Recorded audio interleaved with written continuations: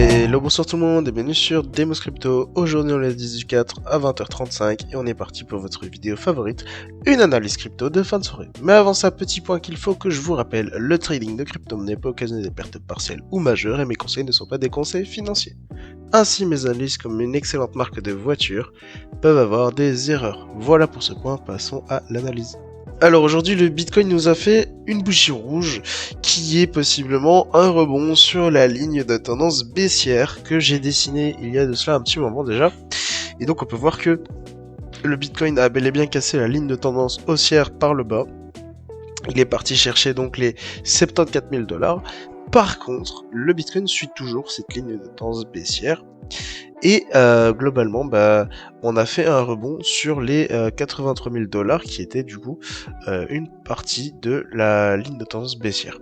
Donc ici, si on continue de la suivre comme ça, on risquerait de baisser fort dans le prix. Mais si on arrive à break cette ligne de tendance baissière, comme on a pu break la ligne de tendance haussière ici présent, on aurait un gros mouvement à la hausse pour le Bitcoin. Donc il faudra faire très attention. Surtout que la situation est de plus en plus volatile et le marché s'excite énormément. On pourrait avoir un énorme mouvement suite à la cassure de cette ligne de tendance baissière. Pour ce qui est de la liquidité, comme je le rappelle à chaque fois, la liquidité agit comme un aimant sur le prix du Bitcoin. Et ici, on voit qu'on a été mangé une petite partie de la liquidité. Par contre, on a toujours un très très beau pic de liquidité aux 72 000 $. Et donc, il faudrait faire attention parce que ce pic de liquidité, il indique clairement un aimant à cet endroit qui pourrait amener le prix à aller par là. Donc, on pourrait imaginer que le Bitcoin suivrait la ligne de tendance baissière jusqu'à prendre cette liquidité. Et une fois la liquidité prise, casserait cette ligne de tendance baissière pour partir à la hausse chercher la poche de liquidité au nord des 100 000 $ jusqu'aux 130 000, qui est quand même assez intéressante. En plus de ça, je le rappelle, le Bitcoin en monthly nous a dessiné quand même une séance qui a comme objectif les 126 000 $. Et en plus de ça, beaucoup de gens pensent que le Bitcoin est parti sur une tendance baissière, mais on ne l'est pas du tout. En fait, le Bitcoin est toujours sur une tendance haussière, puisqu'il fait des points hauts de plus en plus haut, et des points bas de plus en plus haut aussi. Et ça, quand on regarde sur du long terme. Donc on peut voir que ici, le dernier point bas, c'était à 60 000 $. Donc, tant que pour le moment on reste au-dessus des 60 000 $, on est bon et on est safe. Ici, pas d'inquiétude, on est toujours aux 80 000 $, et le Bitcoin monte une forte puissance acheteuse, donc pas d'inquiétude. Vraiment, c'est très important, on est toujours sur une tendance haussière. Ensuite, pour ce qui est de l'actualité économique, comme vous pouvez le voir, demain, vendredi, on aura à 8h la Grande-Bretagne qui fera le PIB mensuel, l'Allemagne qui fera son IPC mensuel à la même heure, et à 11h45, on aura un discours de Lagarde, présidente de la BCE.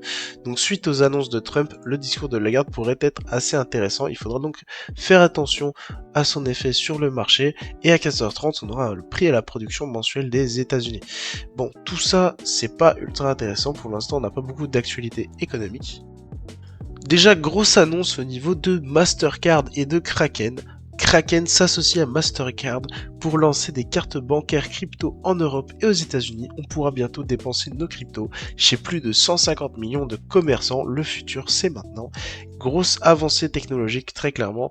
Pouvoir payer en crypto, ça va permettre à beaucoup de gens de se pencher un peu plus sur la crypto. Il y a encore beaucoup de gens qui hésitent à acheter de la crypto et là, clairement, on commence à populariser la chose.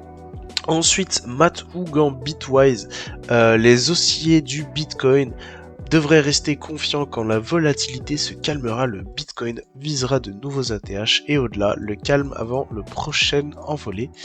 Et ici globalement, comme je vous l'ai dit, on risque d'avoir malheureusement un petit calme sur le Bitcoin, parce qu'on va suivre un peu cette ligne de tendance baissière, et on risquerait d'exploser globalement, c'est un peu ce qu'il dit, c'est qu'on risquerait d'exploser dans pas longtemps et donc il faudra faire attention. Et dernière news, c'est officiel, 100 entreprises cotées détiennent désormais du Bitcoin dans leur bilan. Le Bitcoin s'installe peu à peu dans les comptes des géants de la finance traditionnelle, le signal est clair, l'adoption institutionnelle est en marche et en fait l'institution c'est tout ce qui est banque, etc. Et on a aussi une adoption mondiale globalement qui se fait avec l'annonce de Mastercard et Kraken. Donc vraiment beaucoup de news extrêmement intéressante pour le Bitcoin, même si on a Donald Trump qui pousse un peu le prix vers le bas. Il a d'ailleurs fait une annonce où ce qu'il disait qu'il fallait absolument garder nos bitcoins et je pense que on en arrive à quelque chose d'assez intéressant pour le bitcoin. Le prix est assez bien, il est même assez beau pour être racheté maintenant, je pense. Je pense qu'on est sur une bonne zone de rachat pour le bitcoin et que on pourrait péter à la hausse assez vite. Donc il faudra faire très attention.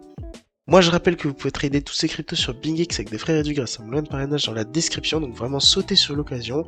Je vous invite à vous abonner à la chaîne, lâcher votre meilleur like, partager la vidéo, c'était Demos Crypto. Ciao ciao.